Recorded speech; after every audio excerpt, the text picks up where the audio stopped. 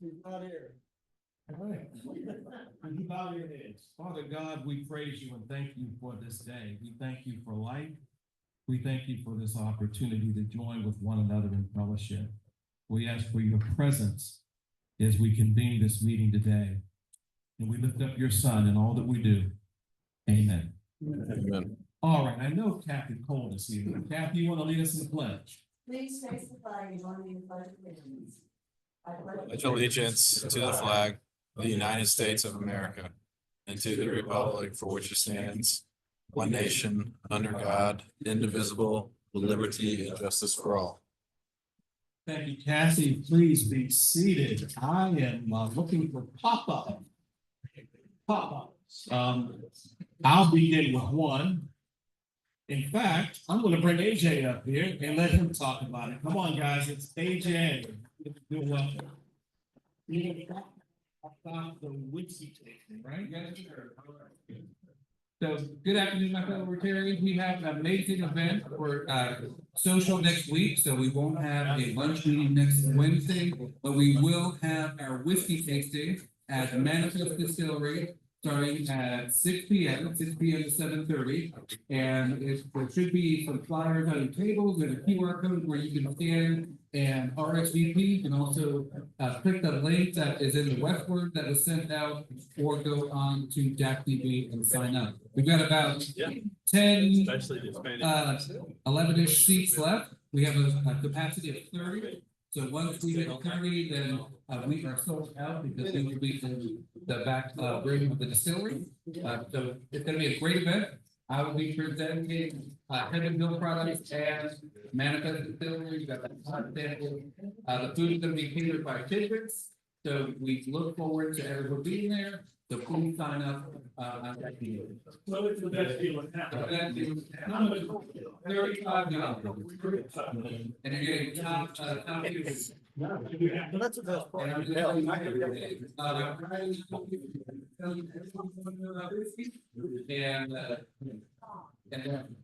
didn't know that. Oh, yeah.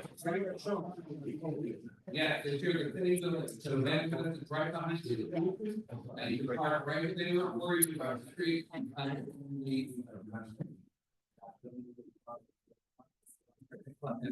One of those, and it's come right in, we'll be in the back of the Rotarians, but we're looking forward to speak everyone. May 14th, 6 p.m. Manifest. Yes, sir. All right. How about other pop-ups today? Good job. Gigi, would you like the mic or would you like to do it from there? Just share with you guys that, in here, as with the district level of Interact, we try to add something new and improve something, do something better. This year's effort was to, have Interact clubs have a more global view, a bigger picture of what Interact is and how they're a part of something much bigger than just their school. One way to do that is to encourage them to participate in the zone award. There's a list of requirements and a possible 75 points that a club can earn. At 50 is when they earn the zone award. In the past, our district, 6970, had one, maybe two Interact clubs earn a zone award. This year, 6. And we also started international relationships with another group. So I just wanted to share that. I also wanted to share this with my last year. As the district chair, I'm stepping down so that I can be a member again of this club. And to be more involved with what we do and with our interaction, our group. And I just wanted to thank you guys for supporting our interact, but you all know how much you've been supporting me all these years and everything. Thank you so much. Congratulations, Pete. You've done a great job as secretary. And congratulations to the club, 6 in the district. That's terrific. All right, other pop-ups. Carl, please. My daughter graduated last Thursday, and that's my best. Congratulations. And Lombard. Quick shout out to Brian London, because it's part 2 of our live last Saturday morning. Congrats, Brian. That's how Brian London. Brian London. Congratulations, Brian. Thank you all. This is your honor as much as this one.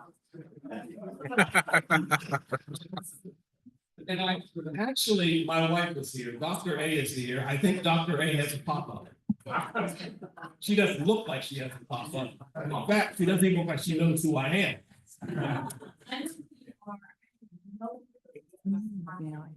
You do stand up, I'm gonna prompt you, you're gonna get it. Yes, Jeff Thompson.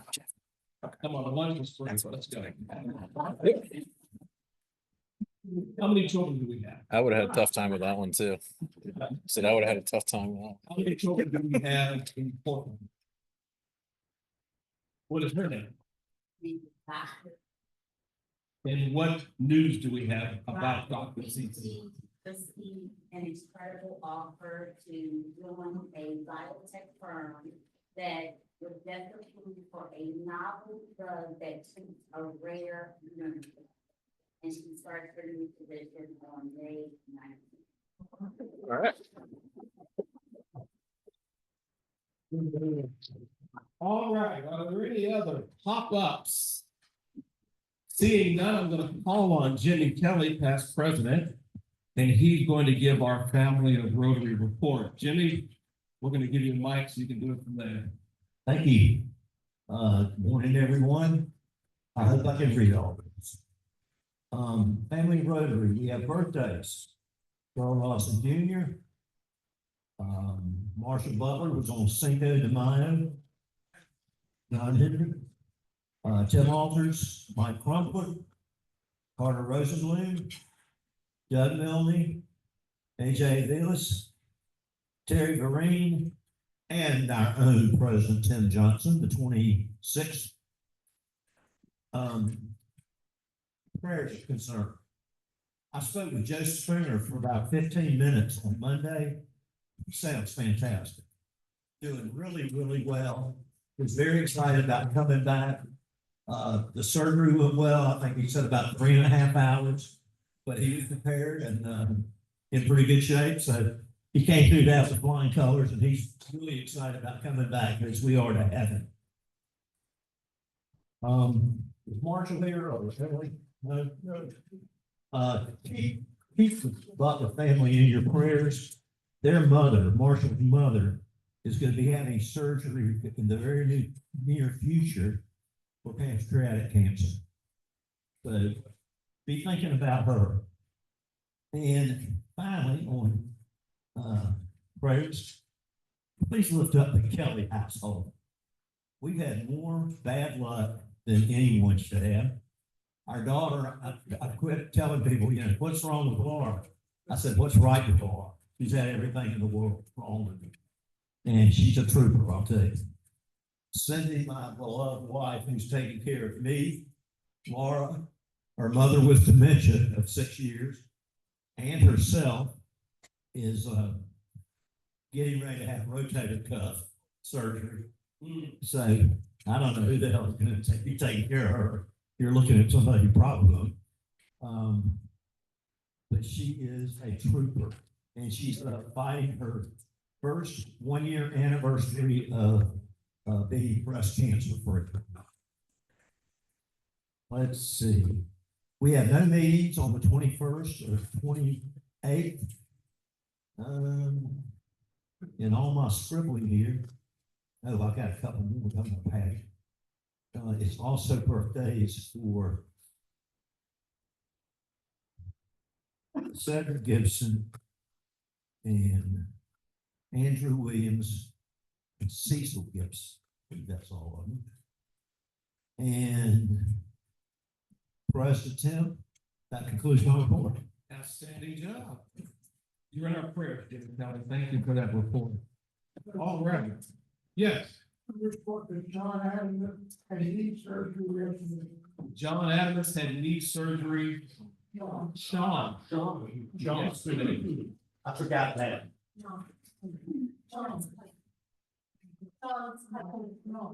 Sean herself, Sean herself Got it. had me through.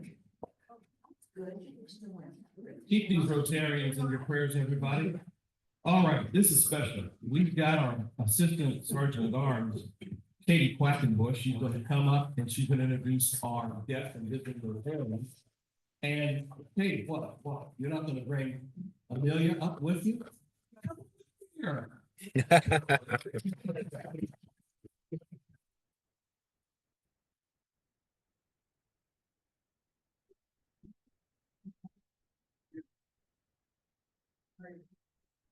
All right, so I have our visiting guests and Rotarians. No visiting Rotarians today, but we do have a future Rotarian with us. Yeah.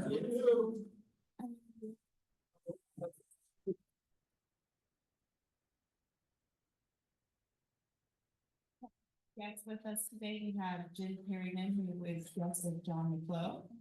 We have Chelsea Hamilton, who is guest of Hyde Sherlock. We have, good to see you. We have Atia Johnson, guest of Tim Johnson. We have Maureen Mountain, who is a guest of our speaker. And we have Jeff Thompson, guest of Carter. And then we have Jackie, who is guest of Ed Lombard. That is our guest. Very good. Yeah. Anything else? All right, thank you.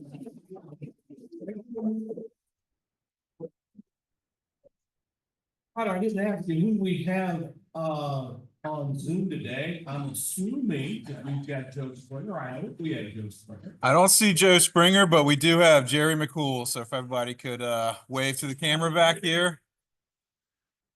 Actually, to be honest, I'm having trouble with the camera right now, so he couldn't see that. But You guys are pretty free. I've heard Alan Bliss speak several times, and it's always a treat when he comes to West Jackson Rotary. But I don't want to take any of the thunder from our incoming president, Raul Ibar Sharma, who's going to introduce our speaker for today. Raul, come on up here. Yeah.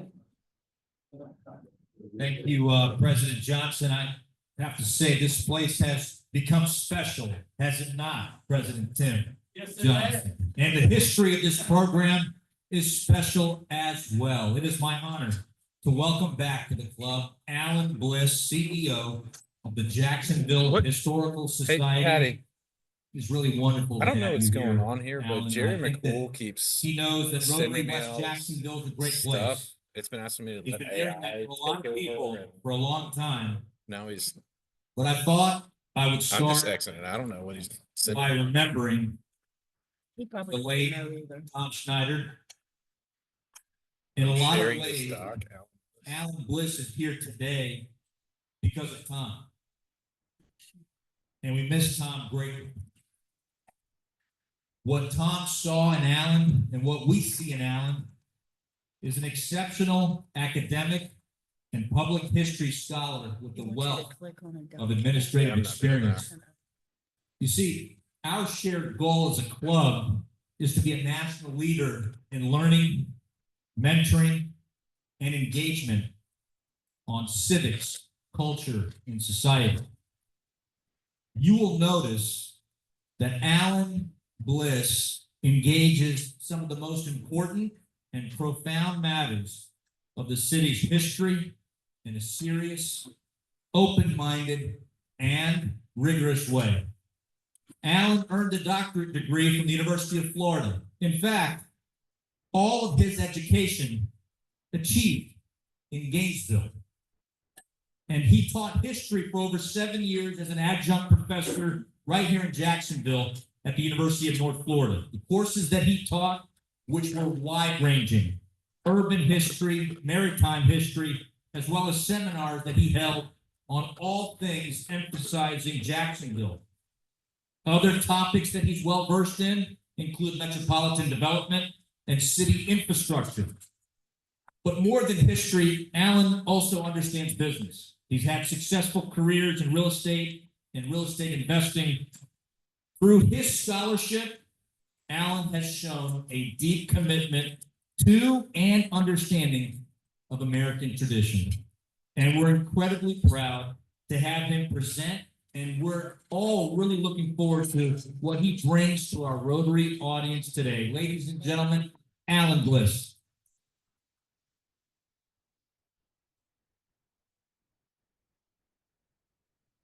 Thanks for that. Very gracious and flattering introduction. It's true, but I spent a considerable amount of time at a certain land grant university, somewhere just west of Alfred. It was originally known as Hogtown. So all of the cities in my background have sort of gone through a metamorphosis of naming. I want to join Raul in a moment, and just a comment about Tom Schneider. For those of you who have heard me talk here before, and who are getting a little tired of hearing me come back, you can blame Tom Schneider for that. Tom and I had lunch several weeks ago, catching up on some business to do with our shared experience leading the property committee at Riverside Presbyterian Church. And I guess Tom felt a little as though, I guess he felt like he had a duty to invite me to do something different from our shared committee work. Tom was really an example of a great example of a Rotarian. He was a really great Jacksonville citizen. He was a man of faith, grace, dignity, intellect, devoted to his family and community, really a diligent practitioner of any of the things that he undertook. He was just really a good colleague. And I was particularly grateful to him for stepping up. I served for several years as the chair of the property committee, as I mentioned, at Riverside Presbyterian Church. I was succeeded by Del Wallace, another Rotarian, Joe Del Wallace, and Del, when he finished up his term, recruited his brother, Tom, to succeed him. And I told both Del and Tom that those guys in previous lives must have committed grievous sins to have had that job fall to them, but I was grateful to them for taking that up. And I'm grateful to Tom. I remember him with fondness and regret that he's no longer around with us. But he's reaching out to the past by dragging me up here to the microphone, so you have him to thank or blame for that. I am joined here today, by the way, by a member of our staff at the Jacksonville History Center, Maureen Towers-Matkin, also recognized during a guest introduction. She joined us at the end of last year as our Chief Development Officer, the first person who has held that position with the Jacksonville History Center in our now 96 years of existence. I'm grateful to her for joining us, a much needed addition to our staff. And I'm also accompanied by a member of our board of directors, Jeff Thompson, wave your hand, fellow Rotarian, of course. So, but also a member of our board, known to many of you as a leading general contractor here in Jacksonville. He has served for the past several years as a member of our property committee with the Jacksonville History Center and has spearheaded the renovation of our Florida Casket Company building, which just received its certificate of occupancy on Monday of this week. So we started having events in the building last night. As a matter of fact, we convened a gathering of one of your fellow Rotary clubs to have an event there. I'm looking forward to WestJax Rotary coming there as well. Our mission statement is behind me, and let me just say a word about that, about why history matters. We say in there that it contributes to strengthening citizenship. It does that because knowing something about the people and events of the past in the place where you live or work or have a stake makes you more aware of your responsibility to that place in the present. It makes you invested in that place psychically, financially, emotionally, intellectually, any other way you want to slice and dice it. And the more invested you are in a place in the present, the more likely you are to care about its future. That's why I argue that history is not just about looking back over our shoulders at the events of the past. It's about considering our stewardship role in the present and thinking about the generations of those to come.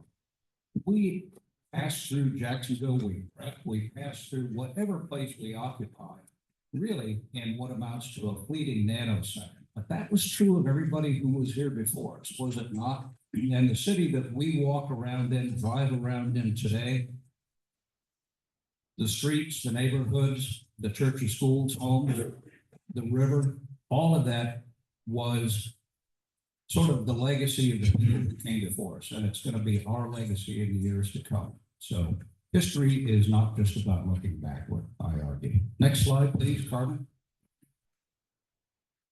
We do what we do at two campuses downtown in Jacksonville. This one is immediately west of the ViStar Veterans Memorial Arena. The two buildings on this campus, which we own, consist of the red brick building to the left. That's the former Florida Casket Factory, Florida Casket Company, the 1920 vintage three-story factory building. Building to the right was originally built in 1878 as Old St. Luke's Hospital. It is the oldest building in downtown Jacksonville to have survived the Great Fire.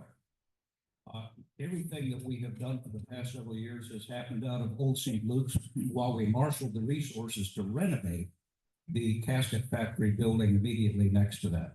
We own that campus. It's about 1.25 acres. As I mentioned, just west of the arena and nestled on the bank of scenic Hogan's Creek, just north of the Maxwell House coffee plant, for some points of geographic reference. Next slide, please, Carter. That's the old St. Luke's, the old St. Luke's Hospital when it was in its heyday. It operated as a hospital from 1878 to 1914. Outgrew that facility and relocated to another facility in the Springfield neighborhood. And what was St. Luke's Hospital is now part of the St. Vincent's Medical Complex, St. Vincent's Health System. Next slide, please.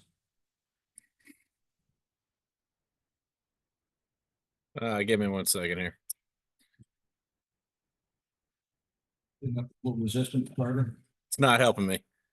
Bear with The me. next slide should show, when it appears, our other campus immediately on the east side of the Veterans Memorial Arena. Yep, I was wrong, made a liar out of it. That's another view of the old St. Luke's Hospital building as it stands in the present. And next slide, please, Carter. There we go. That's our other campus on the east side of the arena. That's the old St. Andrew's Church, built in 1888, consecrated as an Episcopal church, and deconsecrated in the 1960s. Thanks very much, Ro. It was about to fall into a state approaching demolition. When Mrs. Weaver, Dolores Barr Weaver, came to town with the arrival of the Jacksonville Jaguars, and Mrs. Weaver helped spearhead a fundraising campaign to rescue the church. It received a lot of support from the city, from our organization, the Historical Society, as it was called at the time, and also from the Contractors and Builders Association of Duval County. It was $1 million project in 1996. I'm not sure what that would amount to in contemporary dollars, but you can guess it would be a really heavy financial lift today. In that church, we hold our almost monthly, sometimes more frequently than monthly, speaker series programs. You see that going on here now. Those are educational programs in which we recruit a knowledgeable speaker on a topic related to Jacksonville history. And when we're picking those topics, we try to choose a topic that relates somehow to a broader theme in American history and then bring it home to Jacksonville. This is a great city. I'm here to tell you, as one who has done it professionally, this is a great city in which to teach U.S. history on almost any topic, because almost anything that you can think of that happened in American history has some kind of a local hook, a local story. This is a seaport city, a transportation hub. It's been the scene of tremendous increases in health and medicine and medical science. It's a Navy town. It has been the scene of tremendous civil rights struggles, violence, tragedies. It has been a scene of incredible growth. It was known as the Hartford of the South for much of the 20th century because it was the headquarters of many significant insurance companies. It was a banking center. It was a center of political influence in 20th century Florida for most of that 100-year interval. This city is swimming in great stories, and so we have no end of stories to tell, to interpret the past. If you haven't attended any of our speaker series events, we try to keep up the pace, as I said, and we hope to accelerate that now that we're beginning to occupy our new facility, and more about that before I finish. Next slide, please. Each December, we host the biggest annual fundraiser in our annual capacity fundraising campaign. That's the annual Gingerbread House Extravaganza. How many have ever visited the Gingerbread Extravaganza?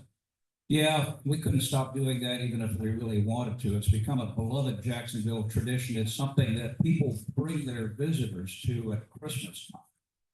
You know, your friends, company, relatives show up for Christmas holidays, and Christmas comes and goes, and they're not quite ready to get in the car, drive back to wherever they came from. And so you need something to entertain the visitors for a day or two after Christmas. So we've taken to keeping the exhibits open.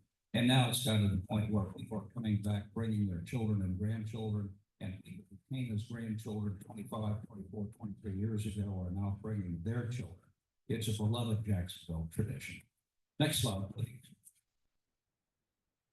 I should mention before I move to this point, right next door to the old church is the Charles Merrill Museum House. It was the family home of the head of the Merrill Stevens Shipbuilding Company, Charles Merrill.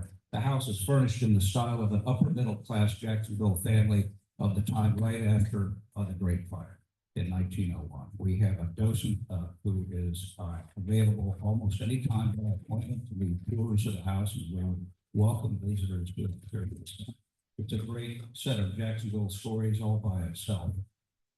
We have, among our many other collections and archival resources, a photograph collection that is exclusively devoted to Jacksonville's history.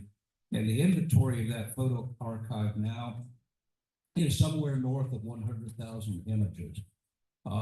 Some of them are old plates, glass plates that came from the late 19th and early 20th centuries. This is one of the oldest of the photos that we can prove actually is of Jacksonville. And the caption indicates where it was taken. But take a glimpse here. As you note, it says that it's Bay Street right in the foreground here. But consider, those of you who know your downtown geography, Bay Street now is about 1.5 blocks or 2 blocks from the riverbank. This photo tells you something about how much the St. Johns River has narrowed over the past roughly 175 years. When you think about how much narrower the river is than it used to be, that helps explain why the velocity of the river current flowing through the downtown neighborhood is so much faster than it ever used to be. That helps explain why the river is so deep in downtown Jacksonville today. The oldest charts that I have of this stretch of the river show the channel depth right around where the Main Street Bridge would be located now. It shows that depth at about 16 feet. If there are any boaters in the audience, you don't need me to tell you that the depth of the river at that point now is upwards of 74 feet. That's an extraordinary hydrogeologic phenomenon. Next slide. Here's one of my favorites from our photo collection that shows former Jacksonville Mayor J.E.T. Bowden the day after the most significant event in the city's history, the Great Fire. Mayor Bowden calmly igniting a stogie while he surveys the wreckage of the city. That's his responsibility. And it's testimony to a couple of things. A testimony to the mayor's calm temperament, for one thing, I guess. So it's testimony to the fact that there was little damage to people, wholesale damage to the city, over 177 blocks of destruction. It was an immense conflagration. People who were alive at the time, ancestors, for example, of the Skinner family, who owned already at that point a lot of property on the south bank of the river, drawn by the smoke and the commotion, rode up to the south bank and looked at the fire ongoing across the river on the north bank. And the heat was so much that it so intense that it drove them back away from the riverbank on the south side. The smoke from the fire, easily visible from Brunswick, Georgia, and reportedly visible from as far away as Savannah, Georgia. It was awful and fabulously destructive event. I say it's the most important thing that happened in Jacksonville's history, not because of the destruction on the day, but because of what happened afterwards. It drew investors, architects, engineers, builders, and entrepreneurs to Jacksonville from all over the United States. and other parts of the world, because they saw Jacksonville abruptly as a place that was like a blank canvas. It gave them an opportunity to accomplish great things, pursue their ambitions, deploy new construction techniques and innovations in engineering. And it drew some of the pioneering architects of the era, Henry Clutho, for one, from Chicago, to come to Jacksonville and practice his career using the Curry School of Architecture that he learned from his experience in Chicago. Another city that kind of set the model for what happened in Jacksonville, destroyed by a wholesale Great Fire in 1871 and rebuilt itself with a new skyline. That's what happened here. Jacksonville's downtown skyline today is what it is because the resurgence, the Renaissance, happened in this really compressed short period of time after the Great Fire, about 15 to 18 years. By the time of the Great War, most of what we see as Jacksonville's downtown skyline was in place. Next slide, please. I'll show you this image from 1906 just to make a point that Jacksonville was a small town in the early 20th century. In the years immediately after the Great Fire, you see the dense sort of focus at the core of the map. The North Bank side of the river was Jacksonville. What you see on the South Bank side of the river was a completely separate city called South Jacksonville. South Jacksonville didn't exist. It existed as an incorporated city. It didn't become annexed and become part of Jacksonville proper until 1931.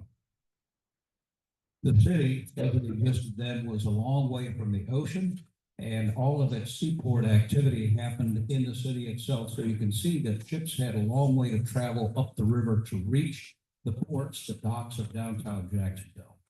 So consider that as we move to the next slide. Here I'm showing the entrance to the St. Johns River, and this is a chart from 1853, shortly before the Civil War. This chart illustrates the fact that there was a shallow sandbar that impeded the navigation of ships in and out of the St. Johns River entrance. The passage over the sandbars was sometimes as shallow as 12 or 14 feet. The sandbars were constantly shifting. Ships could not reliably come and go from the river entrance on schedule. They required a local pilot with local knowledge, still do, large ships, to come and go.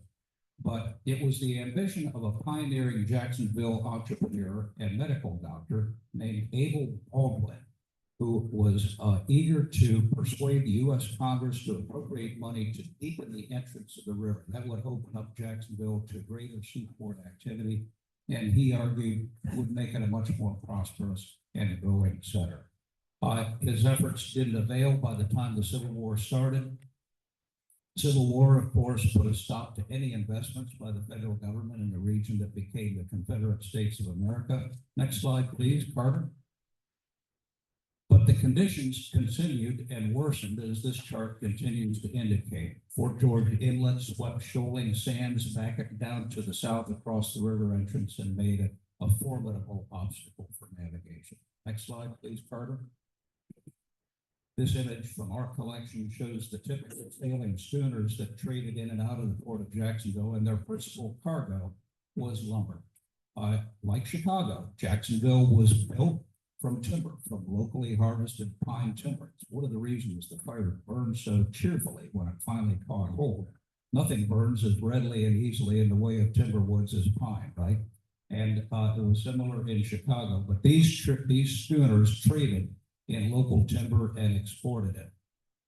And by the way, by the early 20th century, the local Board of Trade, what we now know as the Jacksonville Chamber of Commerce, the Board of Trade in about 1906 was lobbying the state legislature in Tallahassee, asking that they pass a law that required the owners of timberland to replant their land in fresh pine trees. How come? Because we were running out of pine lumber to export, and it was seen as damaging the local export and shipping economy, as well as making construction materials more expensive and hard to obtain. Next slide, please, Carter. So one of the solutions to the seaport issue came about with the appearance of this guy. Anybody here from St. Louis, by the way, Missouri? If you are, you would recognize the name of James Eads. He's the namesake of the first bridge to successfully span the Mississippi River during, in its widest stretch, south of the intersection with the Missouri River. He conceived, after the construction of that bridge, the guy was never educated as an engineer, by the way, never took a degree, never formally trained. He was known as a captain. He was never a captain, but he was one of these really innovative, thoughtful, clever, resourceful people who saw problems and figured out a solution to them. And in the case of the shoaling issue at the mouth of the Mississippi River, he conceived the idea of wooden pilings that would channelize the river and force the current to deepen the river. It worked. He was invited by Dr. Baldwin and other leaders from Jacksonville to come here and assess the St. Johns River, and he came up with a different but pretty similar solution, which was what we now call the Mayport jetties. Next slide, please. That was a system of granite rock, non-local, imported by rail from southeastern Georgia and the Carolinas, brought by rail down to Jacksonville, transshipped onto flat cars, moved through the small railroad out to the beaches and up to Mayport itself, swung out onto barges and moved out into the channel entrance and then manually placed on the sandy bottom where they were stacked up gradually over a period of nearly 30 years. And the jetties, as they took shape, gradually channelized the flow of the water in and out of the St. Johns River. The increased flow of the current deepened the river at that point. It made it more reliable for navigation. The deepening of the river allowed more water to come in and out of the river. The greater the volume of water, the faster the flow of the current, which deepened the river even more. It was a virtuous cycle. And it continues to function to this day. It's one of the critical things that makes Jacksonville the important Navy town and seaport that it is in the 21st century. Next slide, please.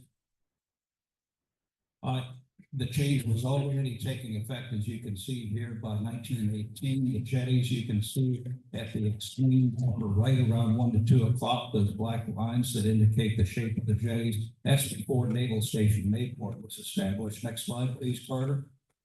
And that's a more contemporary chart that shows the river entrance protected by the jetties. The white area is the very deepest part of the navigable channel. And you can see Naval Station Mayport and its ship base immediately to the lower part, just below the river entrance. Next slide, please. And there's an image familiar to boaters that shows the looks of the river entrance as you're approaching it. My argument is that if it had not been for Dr. Baldwin, for Captain Eads, if it had not been for those pioneering thinkers who advocated for some solution to the shoaling of the river entrance, Jacksonville would look very similar in its size and footprint to that image from 1906 that I showed you a few minutes ago. It would, in fact, today be a city pretty similar to Palatka. Instead, it's one of the leading seaports on the east coast of the United States. It is the most important naval facility south of Norfolk. It is a center for shipping container transit that brings cargo in and out from all over the world. It helps account for what it amounts to about 1/3 of Jacksonville's contemporary political economy. It stands on the seaport and the Navy. Next slide, please, Carter. Our photo images include things like this. How many recognize this building in its contemporary use? What is it today? City Hall, Jacksonville City Hall, known to its affectionate followers as the House of Pain, where many a challenging issue is addressed and resolved, but it was Mayco's department store, the Southjax Hotel, and earlier iterations. And it's a tremendous example of one of the other things that we do, which is advocate for historic preservation and adaptive reuse of historic structures. The St. James, like historic Old St. Andrew's Church, like the old St. Luke's Hospital, was at one point considered a candidate for demolition and replacement. We argue that preserving and adapting historic structures adds value to everything around them in the present. It's not easy. It costs a lot of money to adapt a historic structure to use in the 21st century. If it was easy, everybody would be doing it. One of the things that I'm here to testify to is that restoring and continuing to use historic structures for a sustainable use in the contemporary moment adds value. It adds authenticity to a place. It cements people's sense of investment in that place. It connects them to the people and events of the past. And when I argue that it adds value, if you don't believe me, just take a look at the Riverside, Avondale neighborhoods of Jacksonville today. Those neighborhoods were candidates for urban renewal and wholesale demolition in the 1960s. The preservation group known as Riverside Avondale Preservation, co-founded by, among others, Dr. Wayne Wolf in the 1970s, advocated for preservation. They forestalled an intense plan on the part of the Jacksonville Transit Authority at the time to build an elevated limited access expressway through the Riverside Avondale neighborhoods.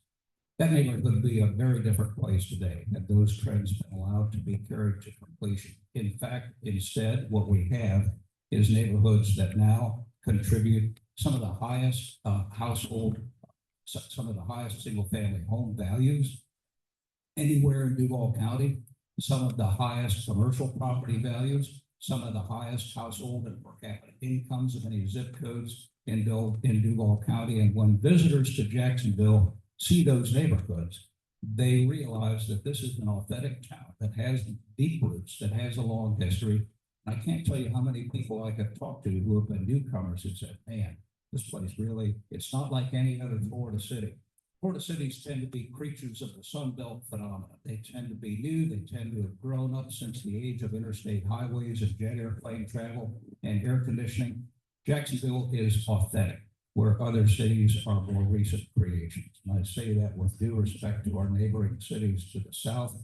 More about them in a moment, but next slide, please, Carter. One more image from our collection. Who recognizes the building at the upper left? Prime Osborne Convention Center, built in 1919, 106 years ago, was the Jacksonville Terminal, the largest train station in the American South at the time. Next slide, please, Carter. I mentioned our cities to the south, and I have mentioned that Jacksonville is a great place to teach about U.S. history. This is the Tampa Bay History Center on the waterfront in downtown Tampa, on a site immediately in between. It's right next to Cotton Shoji Park on the Garrison Channel. It's a couple of blocks to the east of the hockey arena and a couple of blocks to the west of the Florida Aquarium. It's an example of what I believe is, it matters to Jacksonville. This is a city that frankly has more history in its little finger than our peer cities in Florida. By that, I'm talking about Tampa and Orlando and Miami and St. Petersburg. And yet, all of those cities do far more with their public history than Jacksonville does. And why that is true always makes for an interesting conversation. But here's proof in the pudding. This is a 44,000 square foot, over $20 million facility that's focused on representing the history of Tampa and its region. Next slide, please. Here's another photo of the Tampa Bay History Center. And next slide, please, Carter. This is the St. Petersburg Museum of History. There you see them representing in the image, the sort of split image to the right, you see a replica of a 1913 seaplane. That's the Benoit seaplane that was reputed to have executed the first commercial airline flight in U.S. history. It flew from St. Petersburg to Tampa carrying one ticket-paying passenger. The then mayor of St. Petersburg, Abe Farmer. He paid $35 for a 30-minute flight. And ever since then, St. Petersburg has claimed that it is the birthplace of commercial aviation. The people in Tampa naturally say that's not true. The flight landed in Tampa, so this is the birthplace of commercial aviation. That's an urban rivalry that continues to this day. Next slide, please, Carter. This is downtown Orlando, the Orange County History Center, established in a historic 1927 county courthouse. Next slide, please. And this is History Miami, a massive facility in the cultural and arts district of downtown Miami that's now undergoing a massive expansion, nearly doubling its size and scope and scale. All of these cities are half the age of Jacksonville, right? And all of them really, none of them have the complexity and the relevance of the stories that this city has to tell. Tampa has built its history around the mythology of pirates and piracy. Their NFL franchise, the Tampa Bay Buccaneers, They have an annual ersatz pirate invasion called the Gasparilla Invasion that celebrates the memory of this alleged 19th century pirate named Jose Gaspar. He never existed. There were never any pirates in Tampa, but that doesn't matter. They're off to the races with that story. It's their urban brand. We have so much interesting history in the city that we don't need to make any of it up in Jacksonville. The truth is interesting enough around here, is it not? Next slide, please. So the facility that I mentioned at the beginning, the Florida Casket Company, is now established. We received a certificate of occupancy on Monday. Thanks, Jeff Thompson, to you and the property committee for your work on that. And it is now the Jacksonville History Center. Next image, please, Carter.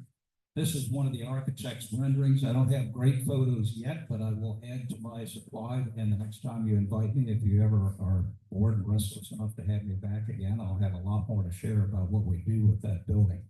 But we expanded it with new facilities, new stairwells on either end, and we're programming the 3 floors to be galleries and exhibitions about Jacksonville's history on the 1st and 2nd floor, meeting and event space, especially on the 2nd floor, and the 3rd floor, offices and collections area focused on the Haskell Archive of Jacksonville history that's named in honor of Preston Haskell, who made a major gift to this restoration project to help us get to where we are now. Many people donated generously to this effort. The city of Jacksonville supported it with a roughly $2.5 million grant to complete the construction. And we're now entering into the next phase of fundraising to advance the furnishing and equipping of this. We aim for this to be a history center that Jacksonville deserves, and it deserves a world-class representation of its people. That's it. I feel lucky and honored to be involved in this effort today. We have a lot of honest work to do ahead. We need your help with that. We depend on the engagement of people who care about this city. If you do care about Jacksonville, you should be a member of the Jacksonville History Center. We would welcome that. We earnestly encourage your support.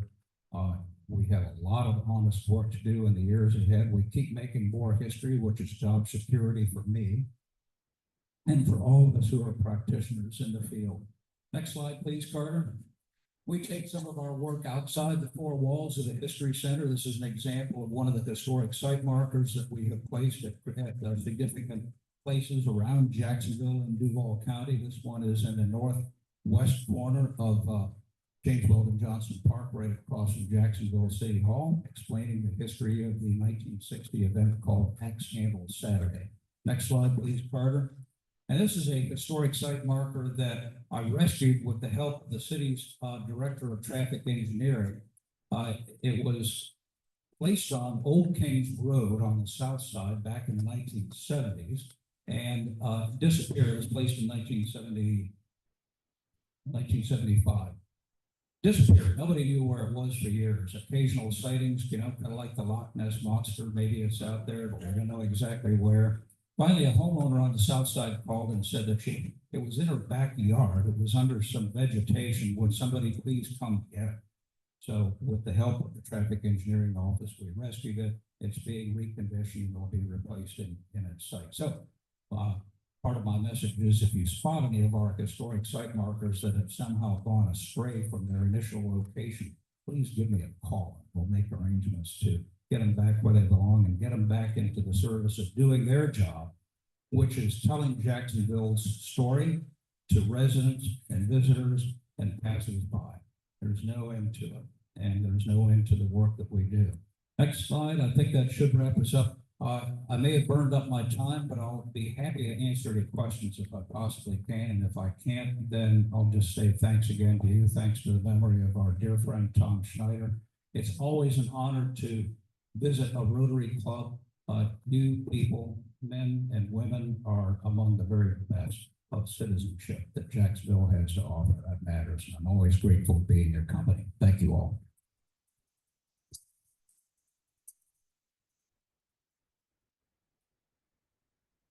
Oh, thank you. Can you give us an update, or do you know, will the Laura Street Trio ever be renovated? That's a good question. I'm confident that it will, but you heard me say 15 minutes ago that historic preservation and adaptive reuse is hard. And it takes an immense amount of capital. That's a project of such scope and scale and ambition that it's going to take a certain amount of public support. And that raises the question about whether or not it's worthy of public support. Should you and I be contributing any of our resources through the tax revenues of Duval County or the state to do that? I argue that we should, for the reasons that I argued for historic preservation, but man, the ownership of the Trio property has been challenged by the difficulties of putting together enough capital. And the former ownership entity that controlled the property for the better part of 14 years just lacked the capital resources to really execute the project. That entity has stepped off. There is another ownership group that is trying to take their place and arrange for the capital resources. They continue to take all their corners on two wheels and scare all of us half to death that the project won't come to completion. But I think there is so much of an appetite, so much passion for that project that it'll happen. And I certainly advocate for it. It'll be, when complete, it'll be more evidence to people who visit Jacksonville and who live here that this is a city that really has a deep, rich, authentic past. Other questions or comments? Well, I have a question for you. Jacksonville does have a lot of great stories. I'm curious, what's your favorite Jacksonville story? Oh, man, I shared a couple of them here just now. The Great Fire, I think, is a great story.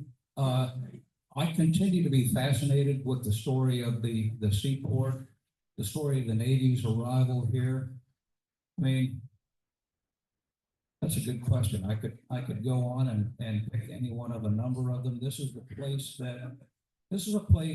that actually was the venue, the setting for the first comprehensive municipal plan to be adopted by any city in Florida. It was a Jacksonville guy, an engineer named George Simons, who crafted the first municipal plan that was adopted by any city. It was in 1929.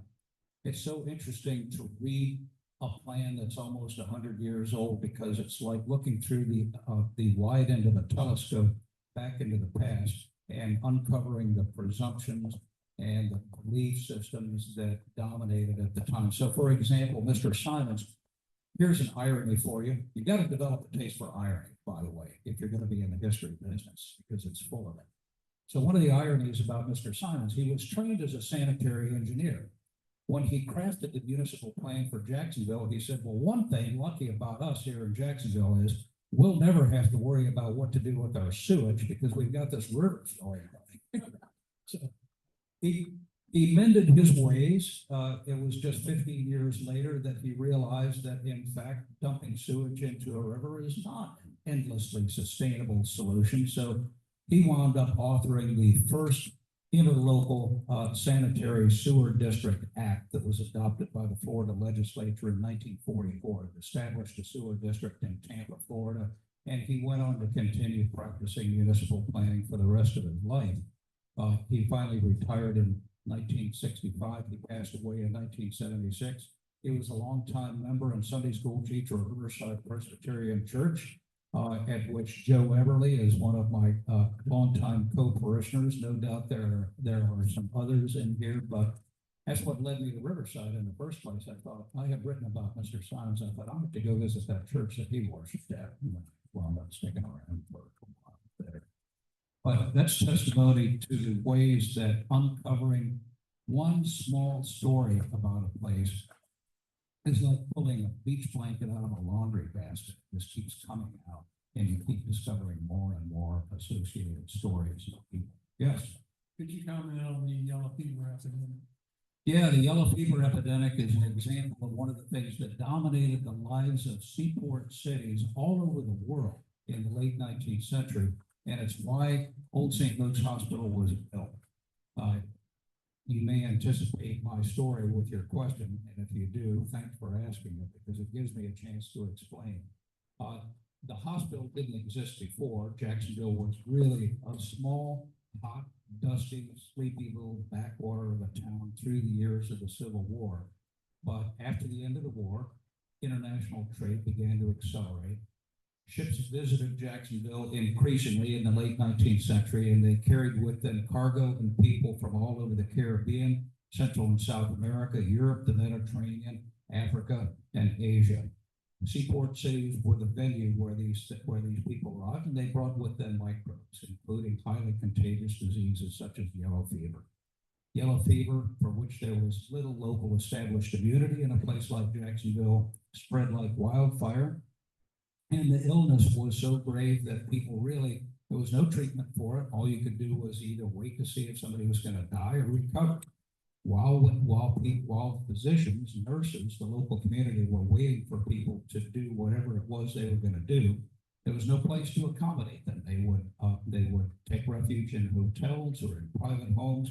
Eventually, it became clear that there needed to be a hospital, and so the yellow fever is responsible for what eventually became the headquarters of my organization today, the Jacksonville History Center and Old St. Luke's Hospital. But that's true of seaport cities like New Orleans, Mobile, Savannah, you name it, ports all over, especially in the American South, where when climate favored the propagation and spread of highly contagious diseases from foreign countries like that.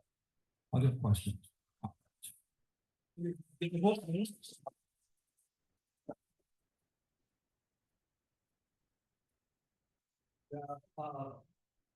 question, we only got about a minute. I saw the faces light up when they saw the photograph of the post on the store. People love to see the history of photographs. Will those photographs be available at your new center, either in exhibitions, or are they available online? I'd say about maybe 12 or 14% of our photo collection is available online. The rest is still awaiting digitization. It's one of the projects that we intend to launch as soon as we're able to activate the Haskell Archive of Jacksonville History in the new Jacksonville History Center. There is a tremendous amount of work to be done on that. Digitizing old historic photos is not just about scanning the image. That's the easy part. The hard part is identifying the subject of the photo, identifying the place, the time as closely as you can, and any of the people that appear. And then creating a digital file that includes that information, metadata, it's called. So that's the heavy lifting of a project of digitization. We applied late last year for a grant from the National Endowment for the Humanities to help underwrite that project. It should come as no surprise to anybody who's been following the news lately that that grant is not being awarded, and we're told that there are no plans to make any further grants available in upcoming grant cycles for that. So it's one of the things that we continue to work on trying to raise money to help support. It helps. So tell me how this works. Here's a QR code, right? On the side, it says membership. You hold your phone over that square. Am I doing it right? You are good at your job. And you press. And what happens? When we get there, how much is it going to cost us to become a member? How much do you have, Raul? Whatever support that is possible for you, we can put every dollar to really good use. We are a efficient, lean organization. We have grown out of a 96-year-old nonprofit that has served all of Jacksonville's people since our founding in 1929. Founded 96 years and 1 week ago on May 3rd, 1929. But we're a small organization that has for many years been fighting well above its weight. We've accomplished great things. We have much more ambitious things to do. So your support at any level really matters. Be happy to talk to anybody about that individually. So too will my colleague Maureen Towers-Atkin, our development officer, and even our board members like Jeff Thompson and former board member seated right next to him, fellow Rotarian Doug Milne. Thanks, Doug. Always good to see you. And all of these people can share more about our mission, our ambitions, and ways that you can help. So much appreciate that. Thank you very much, Dr. Allen. Bliss.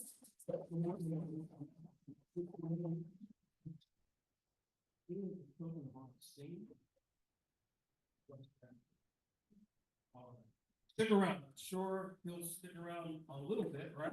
That'll be another question. All right, everybody, we're gonna be in our programs. The, service staff, Would be great. Very fair, but on next to the 21st, our leaders, Carl Dawson, Yeah. prayer, and Brad Daniel. The pledge is, Pierre Gavoni and the program Crumpler. No lunch next week. It's very interesting. We have a program on the 21st of May, and we won't have a program or luncheon on the 28th, which is the Memorial holiday, but we will have a board meeting. Please, Larry Daly, would you stand up and lead us in the floor? Larry here. Thanks, name and do, Larry. Ladies and gentlemen, join me in the four-way test of the things we think, say, and do. We did the truth.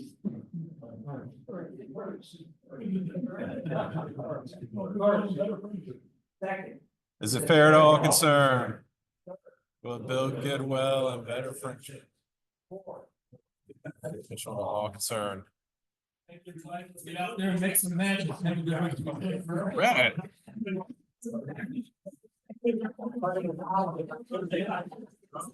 That's an example of when someone solicits, it comes across so much better because he has an impressive product for us to support. Gotcha.